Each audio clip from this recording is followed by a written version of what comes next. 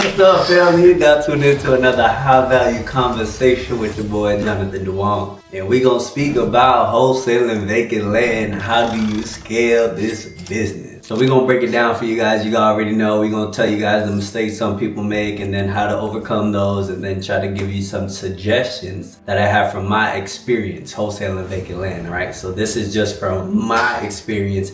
It don't mean it's the only way to do this business. A little bit about me: I've been wholesaling land for the last 4 or 5 years now. I made over $1 million last year in Florida market, just in the Florida market, so we're looking to expand this year, right? First thing I would say on my journey is hiring a virtual assistant. What is a virtual assistant? A VA can be from anywhere over the world. My VA is from the Philippines. You might have a VA from Colombia. You might have a VA from anywhere, right? And the VA is part of your team essentially for what you would like to hire out, right? So for me, example, I like my VA to handle marketing and qualifying leads, so they handle the front end. As you know, how I structure my business from A to Z is we do market research, we handle dispositions, as in building our buyers list and building our realtor list and connections and building relationships. Then we do marketing, where we start touching leads depending on the criteria we received from our buyers and builders and our market research. And then it's acquisitions, the art of locking up the deal and negotiations, right? So my VA handles the third part, marketing, touching leads, qualifying leads, right? And how we got it structured is we got a team of 3.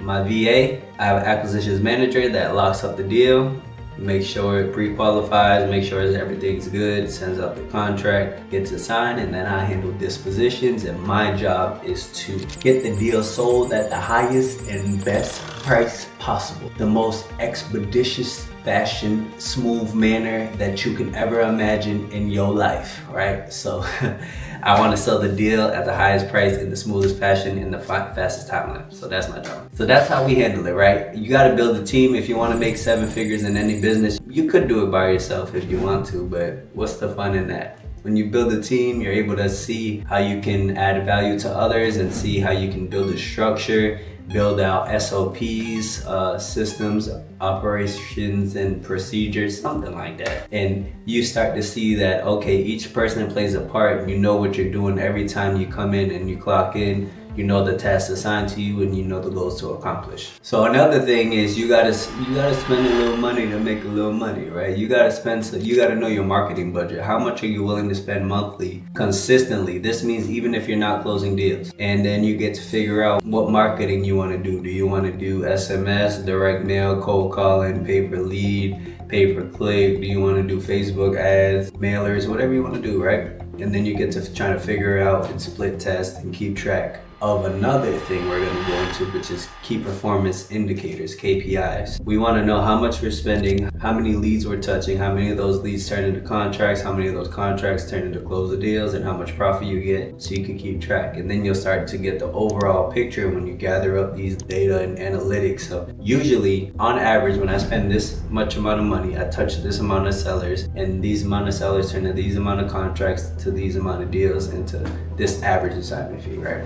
VAs, systems and KPIs, SOPs, and another thing is automations of workflows. That's something that is such a game changer. For me personally, in my workflow, I don't like to see any negativity, right? So especially for my VA is not weeding through no's and leave me alone and all the cussing and stuff. We make sure that's not even seen. We put those to specific pipelines. The only people that go into the unread inbox when we're doing SMS marketing are people that went through this workflow and that weeded out any negativity. Then she takes over from there. So usually there are leads that either said, yes, this is Jonathan, yes, I want to sell, what's your offer? And she's spending her time in qualifying or seeing if these people want to sell, right? Another thing for automations of workflows are follow-ups. For us, we got a couple follow-ups we might do a 15, 30, 45, 60-day follow-up. If somebody is interested and the numbers are close, we'll put them in a 15. If they say, hey, my name is Jonathan, but no, I don't want to sell, we'll put them in a 30. If they're like, hey, we're going to build, or we want to work, or we're working with a realtor, we'll put them in maybe a 45 or 60-day follow-up, depending on the conversation. So these are some tools that I implement in my business to try to go ahead and scale it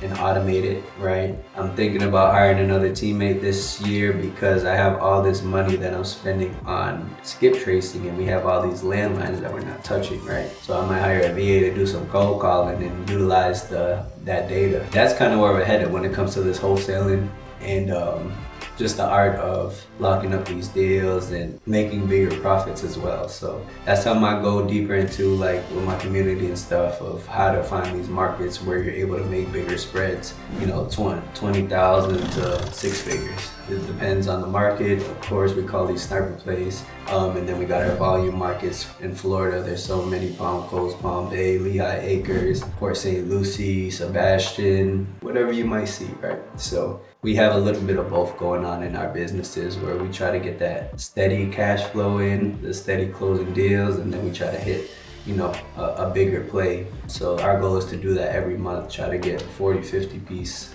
try to do that consistently, and that'll help us on average, you know, overcome our 6-figure months wholesaling vacant. So the goal this year is 8 figures. You know, we have a little game plan of how we gonna get there, but it's not just from wholesaling and different business ventures, partnering up with people, building relationships, expanding our horizons, and staying a visionary in this business. Don't get stuck with just wholesaling. That's one exit strategy. So get creative here.